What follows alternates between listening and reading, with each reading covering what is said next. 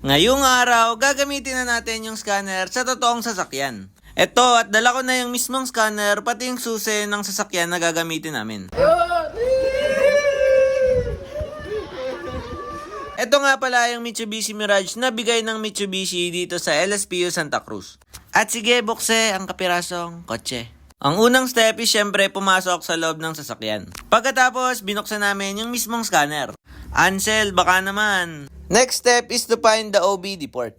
Kadalasan daw dito nakalagay sa driver side dito sa may taas ng clutch pedal. Ganito nga pala yung itsura ng cable port nitong BCI natin o Vehicle Communication Interface na isasaksak natin dito sa OBD port. Ito nga pala yung itsura ng BCI. Dahil naka-on na yung BCI, on naman natin yung tablet. And then pagka-on ng tablet, ignition on lang natin itong susian. Next, isisabit lang natin dito sa steering wheel para mabilis nating makita at mahawakan. So, pag mag-i-scan kayo, kung anong sasakyan yung i-scan nyo, ipapakilala nyo muna dyan sa scanner na gamit nyo, okay? So, pipindutin muna itong diagnosis. So, okay. Dahil ang Mitsubishi ay nasa Asia, punta tayo sa Asia. Sa Asian nyo hanapin. Pindut yung 1. Pindut yung ibabaw. Okay. So, meron yung vehicle auto scan, meron vehicle manual scan. Okay. Try nyo muna kung mag-auto scan. Ano sabi? Identify vehicle plates. Manual. Oh, Dapat manual.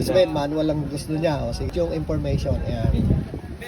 Okay. Ano to? Mitsubishi na to. Saan gawa? Japan. Ayun, Japan. Okay. At tip, kapag hindi natin alam yung year model ng kahit anong sasakyan, hanapin natin yung manufacturing date dito sa seatbelt. At ang nakita namin is 2018, kaya 2018 ang year model nitong sasakyan. Dalawa lang yan, unknown, saka MPI, multi-point injection. O kaya GDI, gasoline direct injection. Pag diesel lang nakalagay, CRDI yun. Huwag kayong gagamit ng unknown. Sinabing unknown, hindi nyo kilala yung sasakyan. So dito kayo, kung check engine, dito kayo pupunta. Either dyan, pwede nyo gamitin. Ito, code lang yan okay. So ayan yung information ng sasakyan na to. Ayan, pwede na ngayon kayong mag-diagnose, okay? So tatlo yan. Quick test, system diagnosis, saka vehicle information. Vehicle information yung kanina. Pag magda-diagnose, start. Tapak ang clutch.